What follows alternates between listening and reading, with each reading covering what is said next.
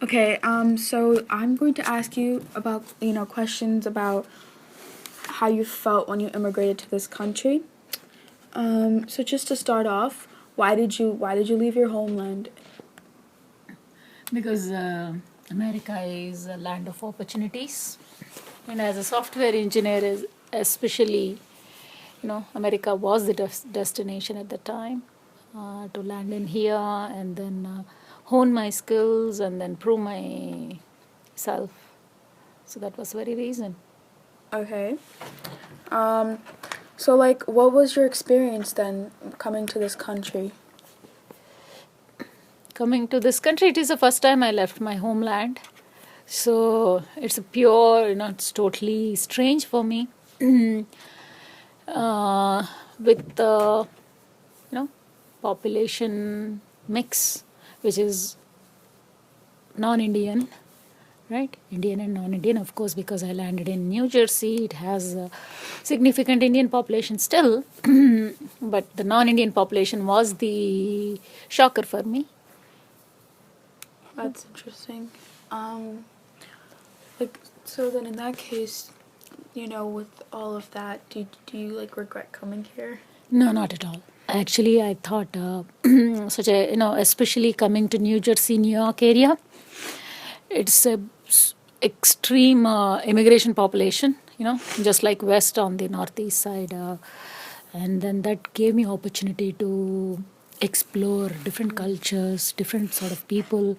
And then with that culture, the way the kind of dynamics they bring onto the table in the office, it was a beautiful experience. I never regret coming here. All right. So let's say out of this whole experience, of traveling from one country to another, if you had anything, anything that you can think of, if you had one thing to change your whole experience, what would it be? What would it be? One thing to change, meaning in what sense? Like if you can go back in time and change maybe the way your perspective. I mean, you seem like you had a good perspective, or anything. Change here or back in Back, India? like if you could change your whole experience immigrating here, the whole process, like what is something you could change? Like if you could go back in time and like redo it all, what would something like you would change in the process of coming here? See, I always felt that coming to US is such a, it was made a very premium thing that can happen in India. I think, sorry, that can happen. What did I say? Let me come back on my answer. Okay, is that okay? That's fine. So, what one thing it could have been much more easier if this whole process is much more simpler. It's a lot bureaucratic. And But where I'm going at is like would you change your like perspective? Maybe you had, oh like, coming with being married and all coming, would you change something about it, or do you wish you came earlier? Do you wish yeah, you came? okay, yes, definitely. I think the one of the what in my overall experience, what I understood is if you come for your masters here, that really gives you a good baseline to get well integrated into the society here, as opposed to get married, have kids, and then come here. So you're pretty much within your own periphery. Versus if you come earlier as a student, it's a lot many opportunities for you to understand this society much more well and then more integrated. You can be. Interesting. So now, put that aside. Let's say you stayed in your homeland. What do you think would have been different if you instead grew up like even further beyond marriage? I mean, if you stayed in your homeland, that's the question. Versus here, But yeah, let me rephrase that. If you stayed back, how would you think life would would be have different? been. Yeah, I can see definitely because some of my friends are still there, right? And then I came here. The difference I can think it made coming here is if I would have stayed back there, I would have had not a broader perspective about societies, cultures. which are part of your day-to-day life, and then even the professional life. My professional life would not have that 180-degree perspective if I stayed back in India. I think coming here is such a good exploration of life in all means. Interesting. So, you know, like relating to what you just said, how do you identify yourself? What I mean by this is, like, you, it seems like you identify more as like an American than versus Indian. However, you are Indian after all. So, what do you think you identify more with? I think my Indian root is what I am all about. That's my axis. And then my American exposure is my expansion. So like I'm still rooted as an Indian, but I can expand like an American in terms of exploring opportunities, being open-minded, but at the same time with the value system I have that is quite rooted in my Indian background. Okay. All right. So with that being said, do you think that a change in identity is correct? Do you think, like, now let's say that, you give some more time and change more your roots more towards the American side. Do you think that if that is the case, do you think it's correct, or do you think it's always important to have, like, where you are, where you come from, like, in you, like, instilled in you? Yeah, it's not about where I am, where I come from. As a human being, right, we are very people with consciousness, right? We think whatever is right, we go towards it, right? That's our natural tendency. So there are beautiful things back in Indian culture as well as in American culture. So I don't think changing one or the other does not make sense. So what Indian culture gave me, the all the great value system. It is nothing about Indian, but it's the value system that is so strong that made me grow, right? Spiritually, philosophically, and then in my values. So to your point, I don't see a point in changing to completely American or just staying Indian. Whatever is good, wherever it is, you have to adopt all those. So I'll keep all my great Indian background while adapting to great American stuff. I will never have one or the other. I'll have everything which is great for me. Okay, so then do you think that, then do you think a change in racial identity, do you think that's natural then, or like maybe not about you? No, I don't subscribe to the idea of racial identity. I feel it is whatever is good for a human being, right? As I was telling, there's nothing, the change is in terms of your growth spiritually, skill wise, being, to be a better person. So I don't attribute that to a particular race. Right? Tomorrow if I go to Middle East and then I find something much more greater, so I will be a person with Indian plus American plus Middle Eastern identity. Right? Whatever is good in every society, I'll adapt to that. Not necessarily being called American, being called a Middle Eastern, being called an Indian. Okay. Well, thank you so much for your time with answering my questions. I appreciate your input towards how, in general, whether it's a struggle or not, your perspective, I would say, towards the whole immigration process of coming to this country. Sure. So thank you again. No problem.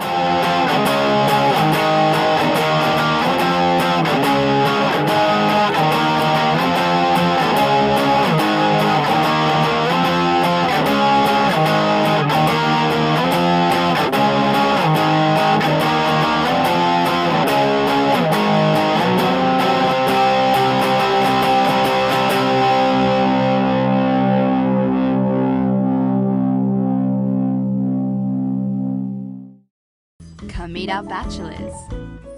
I'm Raj. I'm a Bollywood producer. I'm looking for the most delicious thing on the planet, like Kardashian hot. I would give that dog a bone. Yes, I was in a milking contest and I won it. I like Snooki.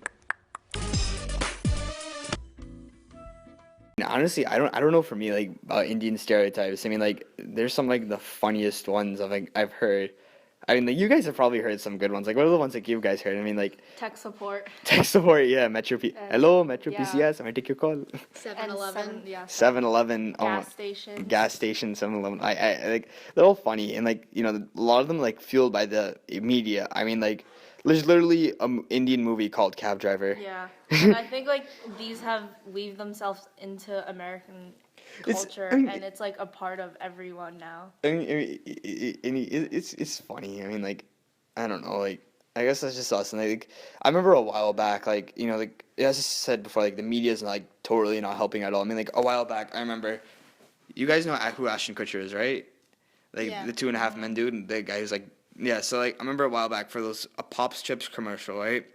For some reason, out of nowhere, right during the middle of the ad, he's just promoting it, and out of nowhere, it just cuts to him doing brown face, wearing not even Indian. He's talking to Indian accent, and like you know, he somebody says, "Hello, I am Apu. You guys should totally eat this Pops Chips." And like the worst part of it was he wasn't even wearing Indian clothes. He's wearing like Pakistani clothes, which is like way up. It's like not even like way off from like what we were. So I don't know. It's just something like really outrageous that I found. Just like I don't know. Just kind of like weird that happened. So I don't know. But what about you guys?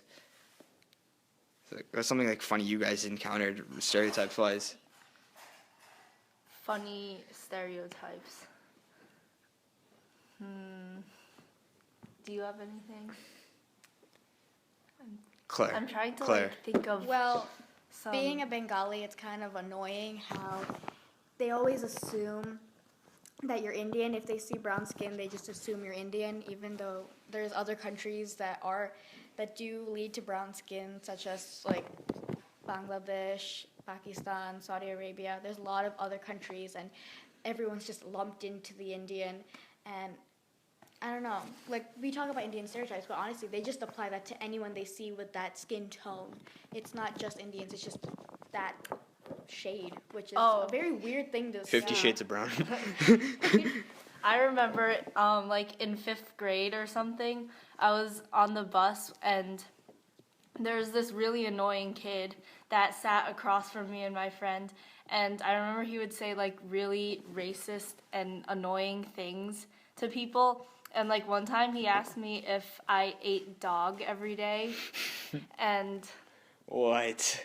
I just That's looking ridiculous. back, I just think that's the most ridiculous thing ever because, first of all, I have a pet dog, which I would never eat, and I don't understand, like, why people like that assume these things for everyone, and, yeah, I just thought it was really annoying.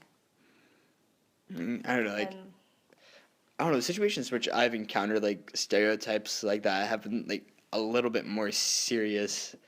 yeah, I guess it gets more serious when you talk about religions Yeah, definitely. and not just the culture itself, because then... It's interesting how it's really hard to tell whether someone is like now it's reached the point where you don't know whether someone's joking or they're being serious. And honestly, we have to do something about that because these jokes they're getting out of hand. You don't know how to deal with them, and some people who aren't as well educated, they're taking what these people are saying as jokes and they're taking them as serious answers, and there really needs to be something done about that. What do you guys think? I don't know, like, yeah, I mean, something agree. I agree, like, something does need to be done about it, but, like, no matter what we do, it's still going to be there. There's still going to be that one ignorant guy who's just going to just, you know, be there and he's going to do his own thing. Like, sometimes people just don't want to learn. You know, something about Indians is that, like, you know, also being, like, I'm also a Muslim, so, like, you know, people find that really outrageous, like, you know, being, like, Muslim and from India. I mean, like, it's kind of possible. It's weird. It's possible that like that kind of happens and all that. Like you know, like our family just didn't move to Pakistan when the partition happened. We just stayed back. So I guess it's just kind of weird. Like you know, Shari, what about you? Like you know, like you know, you're being Bengali. Like I'm pretty sure you've encountered this kind of situation before. Like in which like because one time like a lot of my friends did not know. Every single one of my friends thought I was Pakistani until I told them I was like until I was from India, and like they would like just come to the scratches like, huh, like the math it just doesn't add up. How can you be Muslim and Indian? So like it adds up. I mean, like it's a difference between like nation and religion. Well, for me, I guess because I don't like publicly announce everywhere I go that yes, I am a Muslim. Hello, nice to meet you. Yeah. People just naturally assume that you're just from India and you're a Hindu, and well, I don't know. That's not. While it is okay to do that in your mind, it's not necessarily okay for you to do that after honestly, like if the person doesn't mention it, then it's not your fault, but it's not right to just assume that everyone is from that one place, since there are so many different religions and nationalities. And I mean, personally, I have encountered people who don't believe that I'm Muslim simply because I don't wear the head covering. And I've actually had people say, thank goodness that you don't wear the head covering, my because God. they wouldn't feel comfortable standing near me if I did. Yeah, coming from another perspective, I used to think that like all Muslim females were supposed to wear the hijab, but like now that I become friends with you, I realize that that's not always the case, and this is something that many people don't realize, that not all Muslims like have the same customs, and it really depends on like where you're from, as you said. So yeah. I mean, Shari, a while back you told me like a really interesting story. So can you just like tell that one? Oh, well, back when I was in 6th grade, which is a very young age to even be experiencing these issues, but I was simply just at my locker. It was between classes, and a boy walked by. He was shouting. He was being a little, he was causing a nuisance, and he was shouting throughout the hallways, talking very publicly about his views on Muslims, discussing how much he hates them and how he wishes they went back to their countries. And it was very, very serious what he was saying, and it was coming from a place of ignorance and recklessness. And just being exposed to that when you haven't even fully developed an education on the issue is very interesting.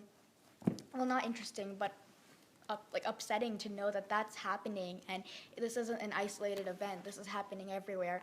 And while up until then I'd only heard about this racism in the news, it was very interesting to see that it actually happened it happened in my town. It was happening around me. And well, that boy also happened to fail history, so that means he wasn't very intelligent when it came to hearing information and hearing about history and reading all of the facts. That's a very important skill to have in history, to be able to see all of the facts. But I think he decided to see one event and make that the whole story. He made something out of nothing. And yeah. I don't know, like, I feel also in this kind of situation, like, I don't know, I've encountered, I used to live in Dallas, Texas, so, like, I've encountered a number of situations like this, like, both verbally and, sometimes physically, growing up, like, it's actually been gotten quite serious, being, like, growing up as, like, a Muslim in, like, a very, like, like, a very, like, the area I kind of grew up was kind of prejudiced, like, I remember in my backyard, I was playing with my 3-year-old sister, and my neighbor who lived behind me wasn't exactly very like fond of people of our religion, and I remember he used to throw beer bottles into our backyard, and like he used to like, urinate in them and throw it into our backyard. One time while my little 3-year-old sister was playing in there. So, there's serious situations like this. And often at times you like attach notes to them like get out of our country, go back to where you came from. I mean like, where am I gonna go back to? I mean, Olathe, Kansas, but like that, because like like, and so that's just kind of weird. Like I was yeah, I mean, like, also, I shouldn't also kind of, like, feel, also in this situation, I also feel like, we shouldn't be, like, victimized, like, oh, we were all victims of stereotypes. I mean, like, we didn't have it as bad as the African Americans, when it came to slavery and the civil, and, like, discrimination, like, for their civil rights. We didn't have it as bad as, like, the Japanese in the internment camps. I mean, like, for us, it's just more, like, verbal discrimination. So, we live in an era in which, like, there are people who stand up for us. I mean, like, in Texas, like, there are people who actually stood up for me, and, like, actually, like, help me, like, get through certain situations. So, like, they are, like, it's not like all white people, some of us, like, some of us discriminate, like, all white people are racist. I mean, like, that's not true. I mean, like, so many people have, like, helped me through, like, certain situations, like, that others, like, would not have. Yeah, I guess that's another stereotype that ethnic minorities put on, like, white people. And I guess a lot of, like, Asians, they probably think that because of these stereotypes that they often receive by the white people, they probably think that that the white people themselves are bad, and, like, they always prejudge other ethnicities. But this isn't always true for white people, because, as Hamza said, like, there are many people willing to help out and I was a little worried. Some of my friends have racist grandmas. Oh, I see. You assumed I was a racist just because I'm old. Well, now the tables have turned. yeah. I What think do in you the end think? of the day, while it is for a comical manner, stereotypes are very fun to play around with. They're very Oh my fun God, I to love that. use. They're- For comedy reasons, they are very useful. But other than comedy, they're not having any positive effect on our society. If anything, they're hurting our society, because the people who don't understand that it's a joke, they take it too seriously, and they're taking it to a place that's unforgivable. It's getting to a point where it's not a joke anymore.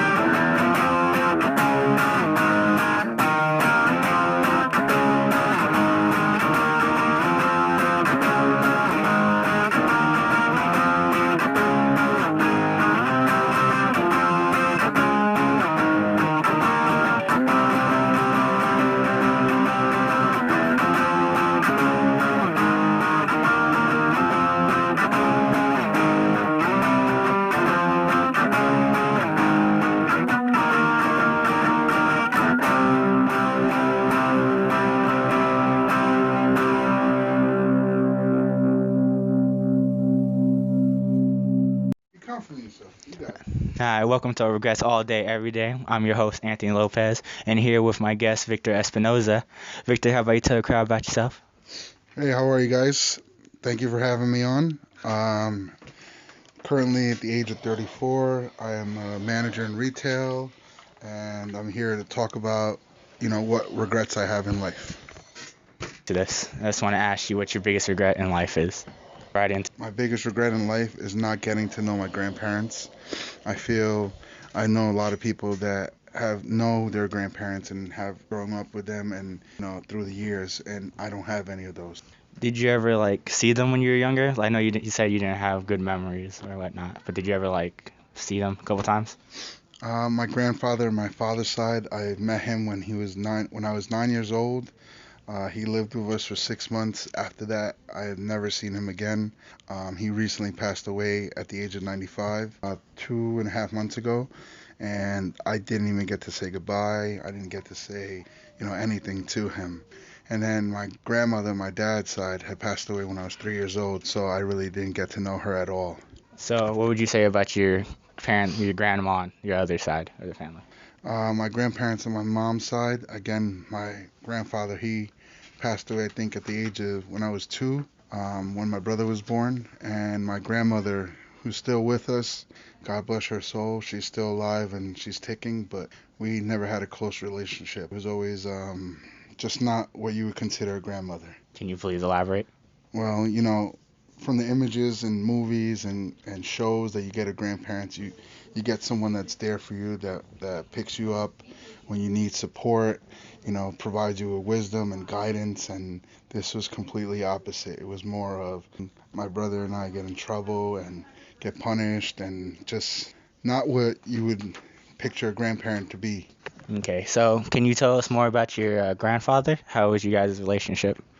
Well, when he lived here, we had a close relationship. He was very old school, very. So when he moved away, would you guys still somewhat keep in touch? We would call him occasionally, Christmas time, but by the time I turned 15, that stopped, sided with my uncle. And Now, getting back to it, I just want to ask you, now that you're all grown up now, how do you feel like, as a parent, how important is it for your kids to have a relationship with their grandparents? Just seeing through my kids and how they are with their grandparents, so they can go to them, talk to them about some taken care of, that I didn't have, but I'm glad that they have right now. And I could see them, and my mom being a great grandmother to my kids and her grandkids. It's just amazing to grandparents have with their kids. What do you personally do to try to maintain that relationship with your kids and your grandparents, like, together? What did you do to bring them together? Right now, my mom lives in New York, so she resides there. And then every weekend, I pick her up from the train station. No matter what time she gets here, I'll be there to pick her up, come see her kids. If there's time where she can't make it on the train, I'll drive to New York to get her, because I know how important the relationship is with her grandkids.